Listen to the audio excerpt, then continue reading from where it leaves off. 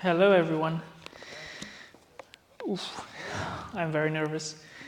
My name is Jonathan. I'm part of cross culture for 1.5 years, maybe. So I was asked to preach. I don't know if I should call it a sermon or some thoughts that God put in my heart when I was reading through the text. But I have some things for you, some thoughts that they were in my mind, and I would like to share them with you. So if I'm wrong, tell me at the end that I said something bad, so for next time I know that everything can be improved. So I just Googled this morning a little bit about the Wall of Jerusalem, and I wanted to tell you some general facts. So, if I'm right, the size of the wall, the length of the wall was around 4 kilometers, was 12 meter high, which like 4 stories building, like the usual living buildings, and was 2.5 meters wide. So the whole amount, like the volume of the wall, was around 120,540 cubic meters. So that's a lot. And I read also that Nehemiah managed to build the wall in 52 days. From when he started till the wall was finished was 52 days, almost less than 2 months. Now, I think he was Chinese because Chinese people managed to build a hospital in 10 days. So I think they have a connection somewhere. I really appreciate the people that. But in both cases, even in the Nehemiah case and in the Chinese case, we see that was a big need for something to be built, to be finished fast and in a good quality. So I think in our lives, if we have a good motivation for things, we can do them both fast and good. So, going forward, I put a title for my sermon, Mission Almost Impossible, Nehemiah chapter 4. I said almost impossible because for people from outside, it looked that it was impossible. If we look in the verse 1 and 2, it says like this: Now when Sanballat heard that we were building the wall, he was angry and greatly angered, and he jeered at the Jews. And he said in the presence of his brothers and of the army of Samaria, "What are these feeble Jews doing? Will they restore it for themselves? Will they sacrifice? Will they finish up in a day? Will they revive the stones of the heaps of rubbish and burned ones at that?" So for people from outside, this looked impossible. They knew how Jerusalem's walls look. They knew how hard it was to rebuild, but Nehemiah didn't care. He knew that God is behind him. God is driving him to do this. And we saw that before, that he prayed for a while. He prayed for a couple of months, and then he had the title from the king to be the civil governor over Jerusalem while he was building the wall. So he had all the power, both from God, both from the king, in order to do the job. And my first thought was, the enemy is bothered just when you start to do things and you start to have results also.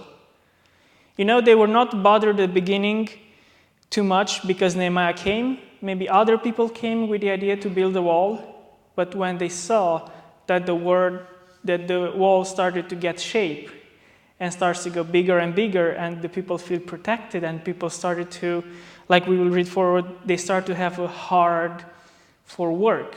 Like people felt encouraged by the fact that, oh, now we are protected, our enemies cannot attack us. And even in nowadays, the devil is fine as long as we are dumb and stupid, as long as we do not strive to learn more about God and to know more about God. He's fine with us. He will not bother us whatsoever.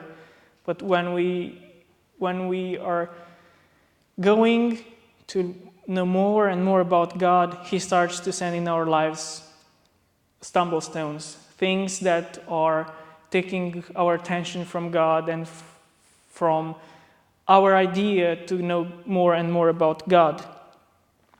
And also, it's in Nehemiah chapter.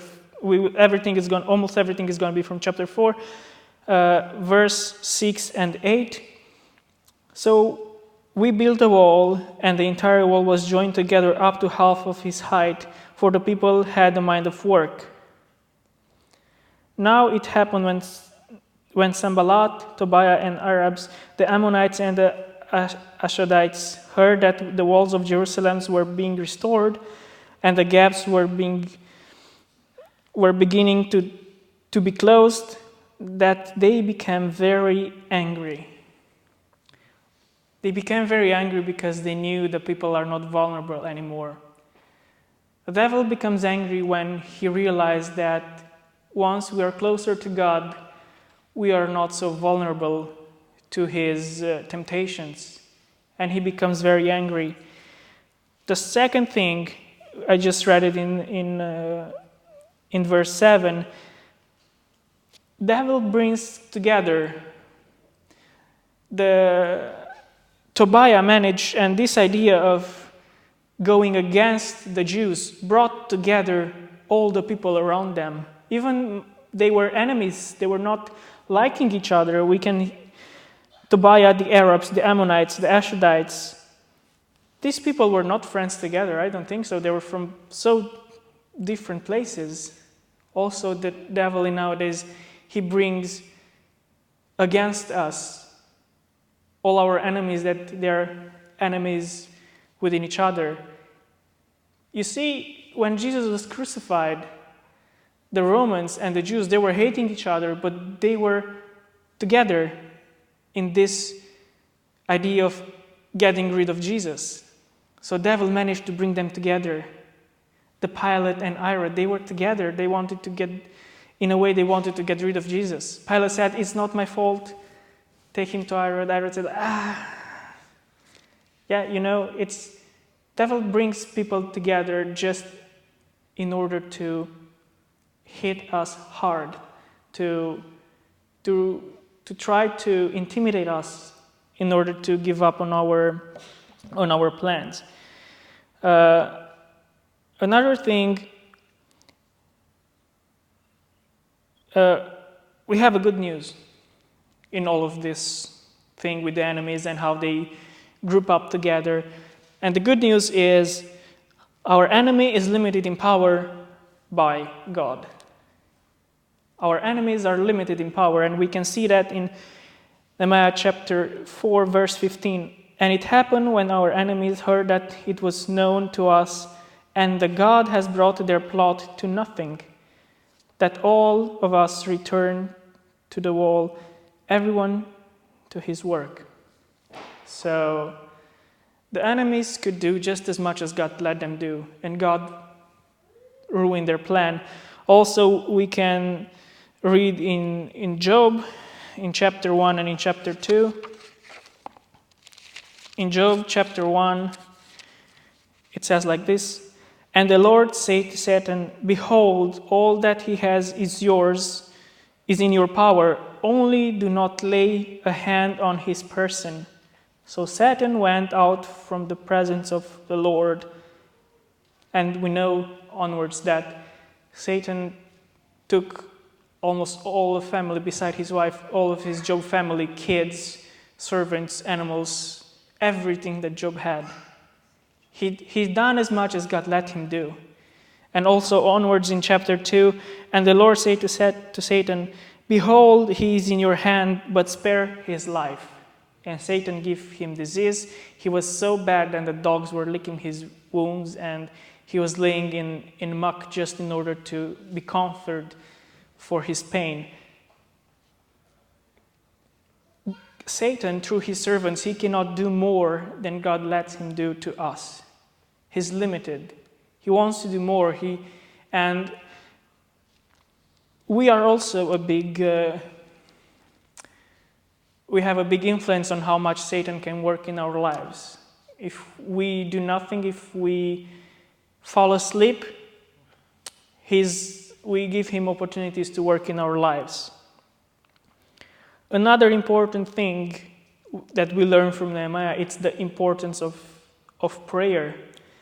And in verse 4 and 5, "Hear our God, for we are despised. Turn their reproach on their own heads and give them as plunder to the land of captivity. Do not cover their iniquity and do not let their sin be blotted out from before you, for they have provoked you to anger before the builders."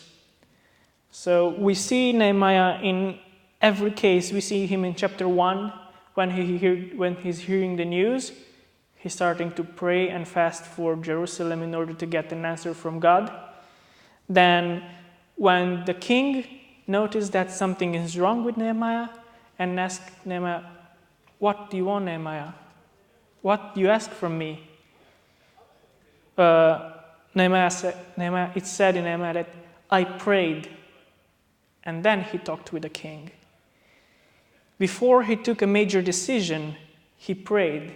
He asked God, "What do you want me to say? What you want for your people in Jerusalem? I'm just a tool in your hands."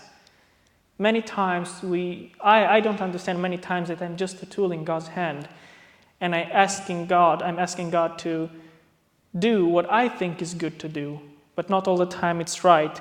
And what I really appreciate in Nehemiah, he was bullied by all these people from outside, by Sanballat, by Tobiah, and Tobiah said, whatever they build, even a fox goes up on it, the wall will break down.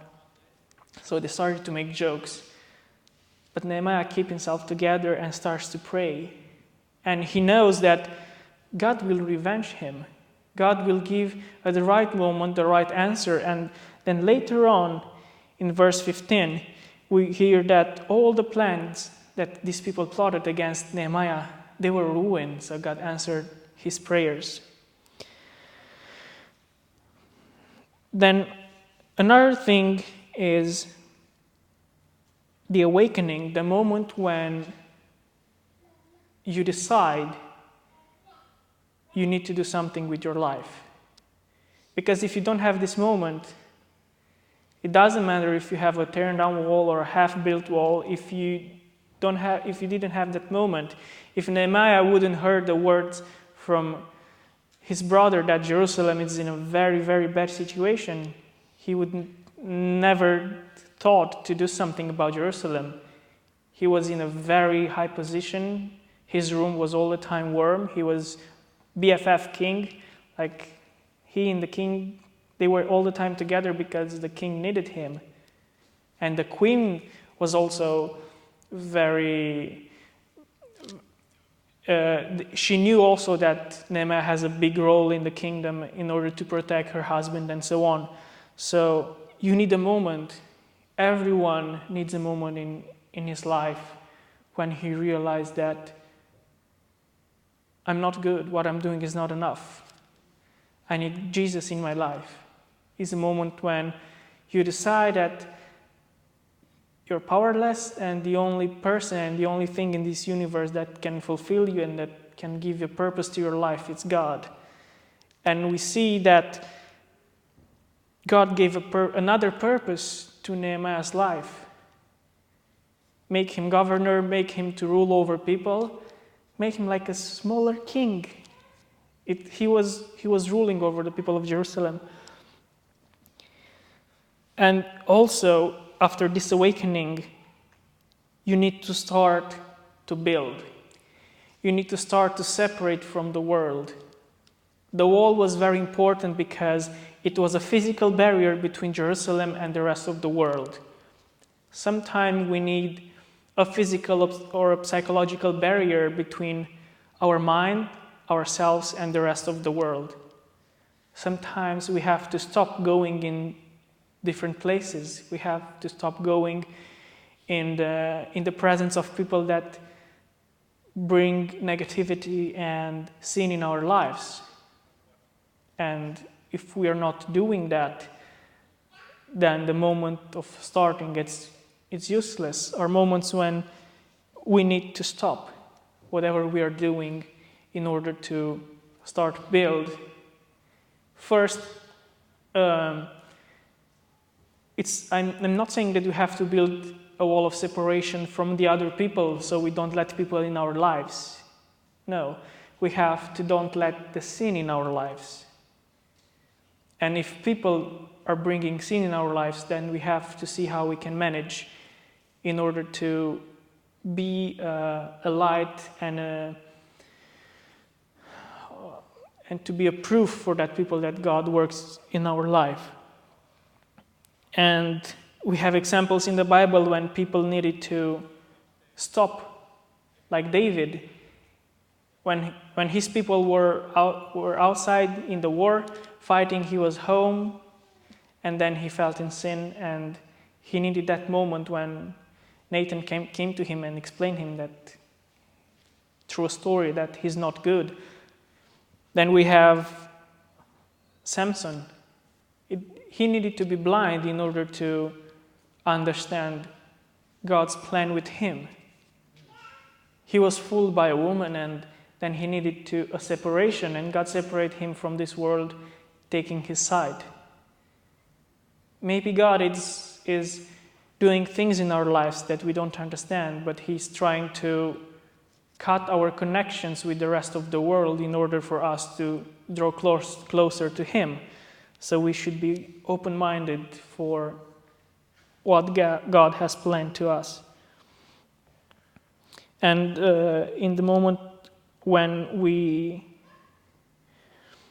start to build and we start to see results that our life is changing, then like the people in Nehemiah, we will start to have a heart for work.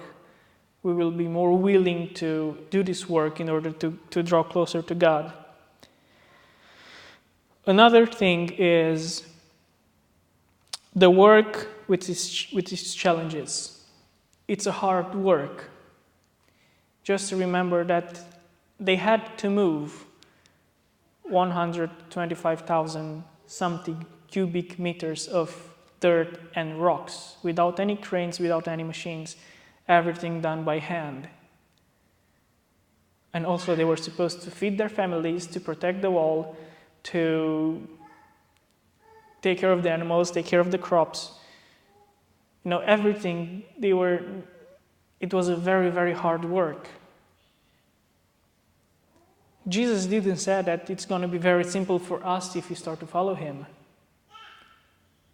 Jesus never said that, if you follow me, everything is going to be butter smooth and you will just fly through this world and you will be straight in heaven. So, and we can read how in verse 4, I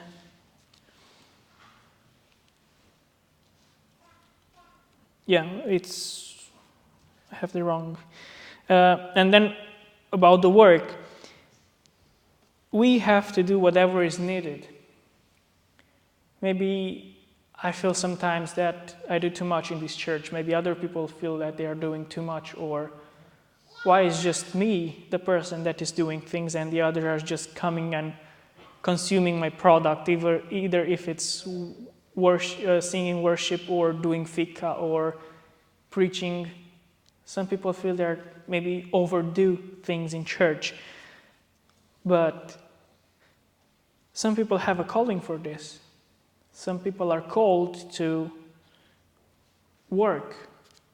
And we have to understand that as Christians, we have to do whatever is needed in our spiritual life in order to serve God for His purpose, for what He has in plan, not just with us personally, but with the whole congregation. Maybe the work that I'm doing is not helping me at the moment, but maybe another person, it's built through it. So do whatever is needed. In verses 17 and 18, we can read that those who built on the wall and those who carried burdens loaded themselves so that with one hand they were working at construction and with the other hold a weapon. Every one of the builders had his sword guarded on his side as he built, and the ones who sounded the trumpet was beside me. So they were also protecting, guarding the wall, guarding their families and what they have built. They were also building, and it's very important that just work, just building is not enough. Neither was not enough, neither for Nehemiah, because they were threatened by the enemies every single day, and we can read that they were warned 10 times by the other people, like they will come against you. So we are threatened by different things every day. The devil brings different threatenings in our life every day. So just building is not enough. Just reading the scripture, just going to church, just listening Christian music, or praying to God, it's not enough. We need to guard ourselves. And I think here is the hardest part. I think it's hard because many times we don't know the faces of our enemies. We don't know how the enemy really look like. You know, if it's a person, if it's ugly, and if it's coming with a gun against you, you know that it's an enemy. But when people come in your lives like friends, when sin comes in your life like a friend, something that does not give you the taste of something bad, does not give you the feeling of something bad, but later on starts to build in you and to affect your life, then it's harder to fight against. Nehemiah knew because Tobias and Sanballat and all these people were making fun of them, and they were open threats against them. But for me, the biggest enemy right now for me, it's my phone, because it comes like a friend, something that I really need to work, I really need to do things, and I spend a lot of time on it.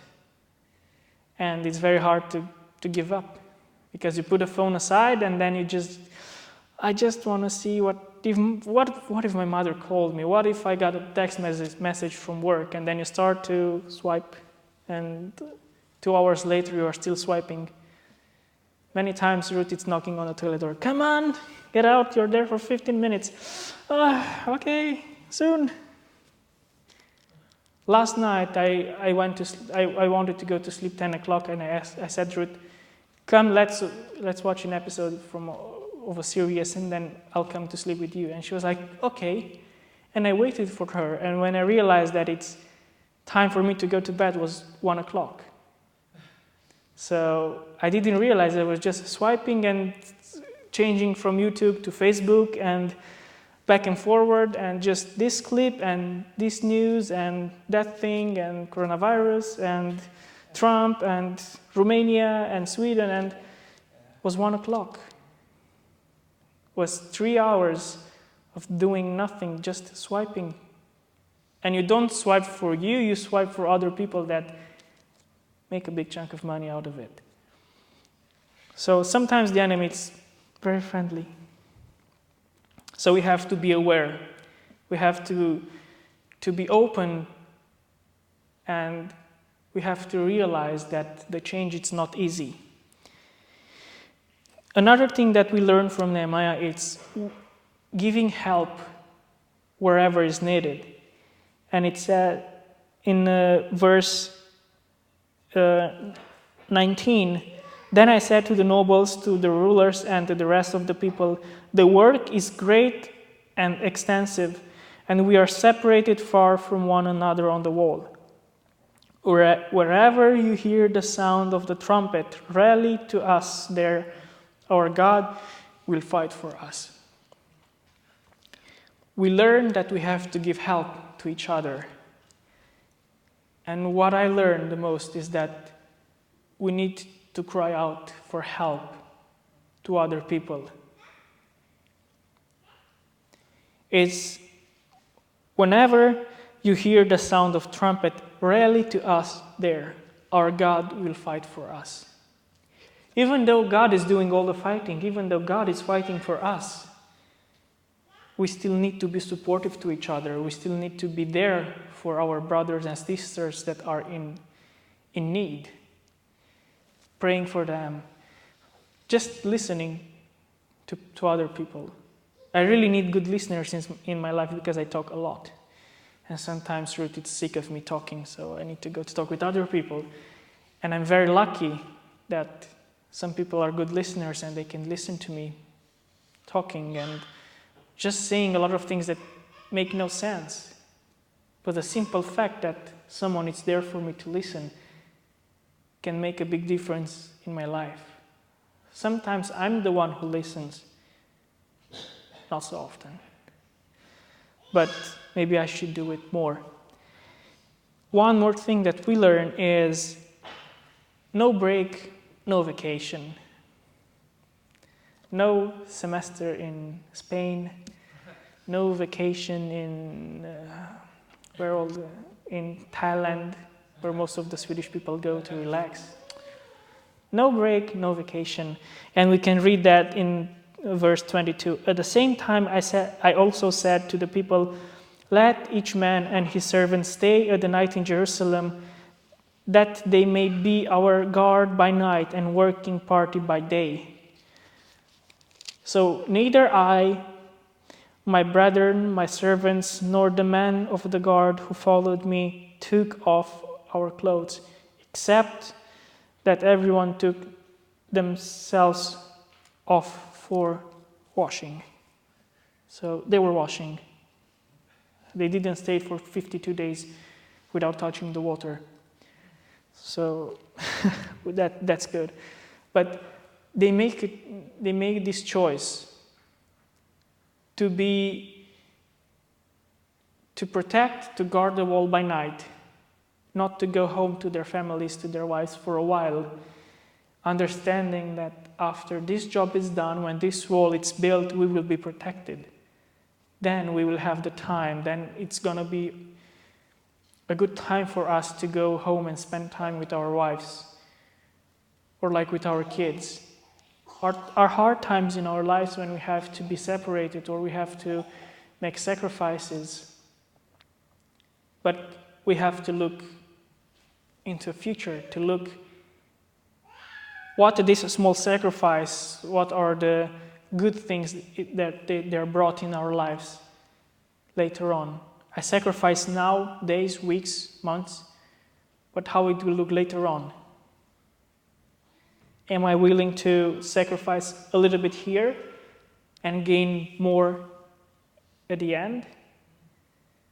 And we have so many examples from the Bible when people sacrifice a little bit here. When Joseph sacrificed that moment of pleasure with his boss wife, he gained first 12 years in prison and then the rest of his life being the second man in Egypt, like vice president of United States, China, and Russia all together at that time. So he was the most powerful man beside Pharaoh.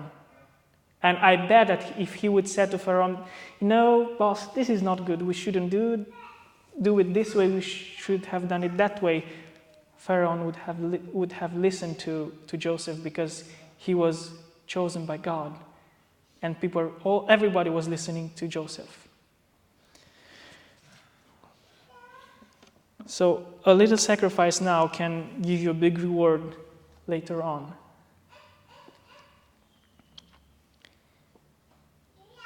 And the last two things that we learn from Nehemiah, it's we learn how to handle our problems.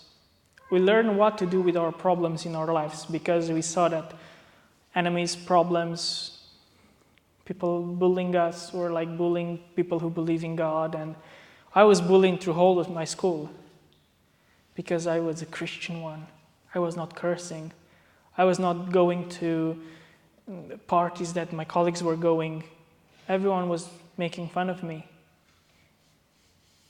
Oh, you are that Christian guy that is not hanging out with us and you're different. And I felt bad whenever I asked my parents if I can go to a party or to a birthday celebration and they said no. I felt like I want them not to exist so I can go.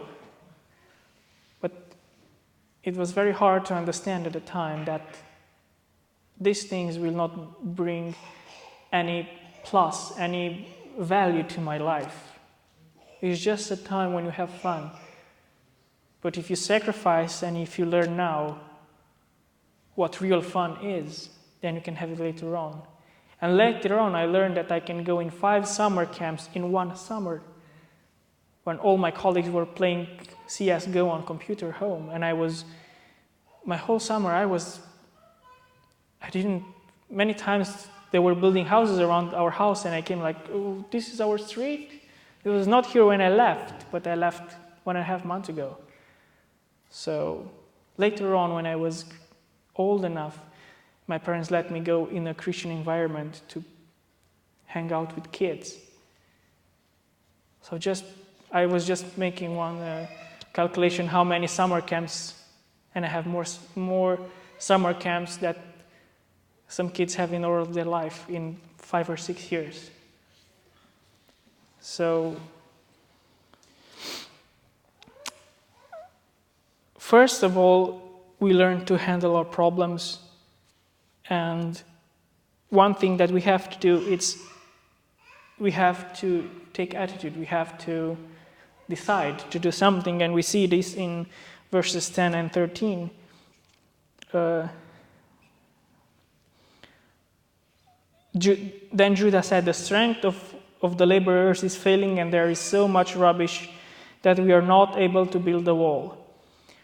And our adversaries say they will neither know or see, awaiting till we come into their midst and kill them and cause the work to cease.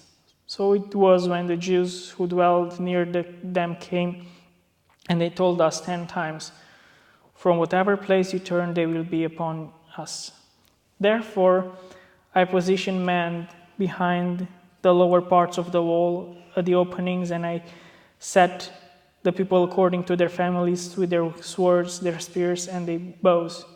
And I looked and arose, and I said to the nobles, to the leaders, and to the rest of the people, do not be afraid of them. Remember the Lord great and awesome, and fight for your brethren, your sons, your daughters, your wives, and your houses. So, when a problem occurred for Nehemiah, he stood up and he said, this is the solution. This is how we do things. And people didn't doubt. They didn't doubt his decision. And I guess because he was driven by God. And I guess that even before he took this kind of decision, he prayed to God like he prayed all the time before. He went to God and asked, okay, we have this problem. They are going to attack us. What do you want me to do? And God, maybe sometimes God is not talking to us like we want him to talk. Many times no angel is coming, no dreams in the nights. He's just telling you through things that happened before, through experience that you have before, and you were supposed to learn from them how you're supposed to do things. And the other thing is to be a leader. And it's in verse 14. And I looked and arose and said to the nobles, to the leaders, and to the rest of them, remember the Lord great and awesome, and fight for your brethren, your sons, your daughters, your wives, and your houses. So, we have to be leaders in our families. We have to be leaders in our churches. And we have to be leaders in any places that we can be leaders. There are some places where we cannot be. We are not meant to be, or God is not planned for us to be leaders in certain places, but in our homes, in our families, we are supposed to be leaders. And in our churches, if we are in a position, even a leading position, we have to stand up as leaders. We cannot be leaders that just tell other people what to do and they're not doing. He said that, I looked and I rose, and then I said to the nobles, no, whenever you hear the sound of the trumpet, rally to us. It means that Nehemiah was there. He didn't say, rally to them, whenever you hear the trumpet, there's a problem, I'm asleep. You go there and you help them, and if something goes wrong, you come and wake me up and I come to help you. No, come to us, rally to us, means that Nehemiah was in the middle of the people. He was there leading the people. So, I said a lot, but I want you to go home with 3 or 4 main ideas after today's preaching. One of them is the enemy is bothered just when you start to do something. If you start to search more for God, then he's bothered. As long as you don't do anything, as long as you sleep, he's not bothered. And you feel you're okay, but this is what he wants you to know. What he wants you to feel that, oh, I'm okay. Nothing's wrong in my life. Everyone is healthy, everyone is okay. So, but maybe you're not in a good relationship with God. And when you start to look more for God, the devil will start to strike you.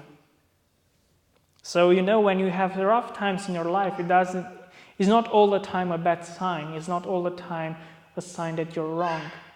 Maybe you're good, maybe you're too good, and this is why the devil tries to take you down, because you're going too close to God.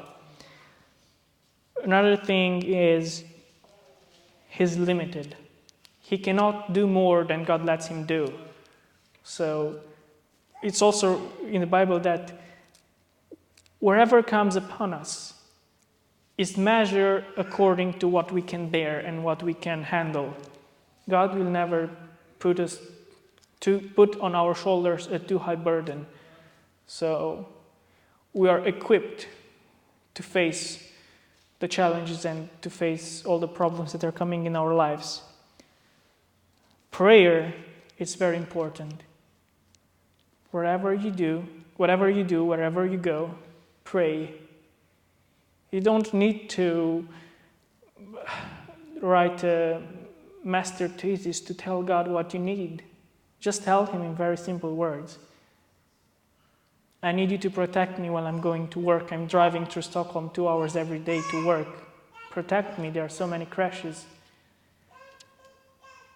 When you work with people, you can just tell him, give me the right words for these people. Don't explain to God what he has to do. He knows what he has to do. Just tell him that you need his work in your life. It's like you go to a doctor and you tell him, doctor, I'm sick of this disease and you have to cut here like this much and then go like... You don't need to do that. Tell him, I'm sick, I feel a pain here.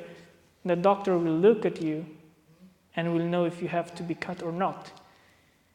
If you self-diagnose yourself, why you go to the doctor? Take Alvedon and Ipren and wait. You need to have a start in your life. You need to have a turning point, and you need to do something after that point. The turning point, the starting moment, it's useless if you do nothing after that. If I want to use my phone and I unlock my phone, but then I put it down on a table, unlocking was useless. If I unlock and I use my phone in a good way, then the unlocking served a purpose. Otherwise, was it just another unlock on a phone? Maybe you have in your lives, maybe I know I had a lot of moments in my life when I said I need to change, but nothing came after, so everything was useless. We learn also that the work is not easy. We have to do whatever is needed for God's kingdom. Sometimes it's hard, sometimes it's out of our comfort zone, but maybe this is how God is polishing us, making us nicer and nicer for His kingdom. Just work is not enough. We need to guard the work that we have done so far. We need to guard cross-culture as a church if we have done work in cross-culture. We need to guard our families and our kids from things that are coming from the world and they're not according to God's will. We need to guard our wives, we need to guard ourselves from things. It's not enough just to work, because we can work here and behind us someone can tear down what we have built already. The threat is there if many times we don't see it. Give help wherever is needed. And the most annoying one, no break, no vacation. If you're coming Sunday in church, at church, it doesn't mean that from Monday morning to Saturday evening you're in vacation and you just go Sunday back to church, or if you go Friday prayer and worship.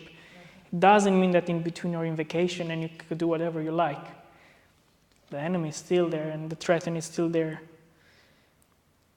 And the last one is learn to handle the problems. Take attitude against the problems that are in your life, that are in the community that you lead, that are in your family, and be a leader. Be in front of people, be in front of your family, be in front of your church if you're a priest or if you're a board member like I am. And it's not enough to tell the people what you have to do in cross-culture if I'm a leader and I'm not doing. Nehemiah was there, and we read that people had a mind to work because they saw that their leader Nehemiah was all the time with there. And if you read further on in chapter 5, you see that Nehemiah steps up for his people and take attitude to protect his people. So be a leader.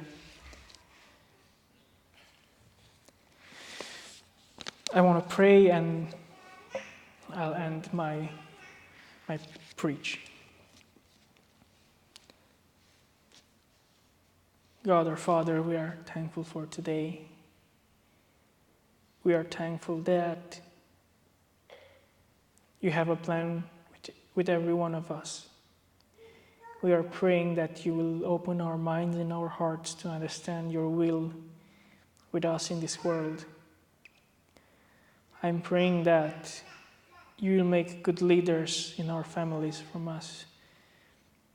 Some of us will have kids, some are waiting for kids, and it's important the example that we give to them. Give us the power to handle the problems. Give us the mind to pray before everything we do.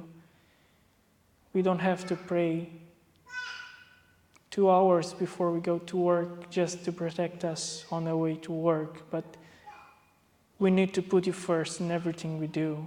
We need to give you first place, to ask for your guidance. Sometimes things require more prayer, but sometimes just a simple, God, help me through this, is enough for you to deliver us. Sometimes just to recognize that we are useless and we are powerless without you, it's enough for you to support us like you supported Nehemiah and his people building. Help us to build the right walls, to fill the right gaps in our lives, places where the sin is coming into our lives, places where the small foxes can go in our vineyards and destroy all the vineyard. Lead us and guide us through this world and put a fire in our hearts to be with you one day and to look for you more and more every day. Amen.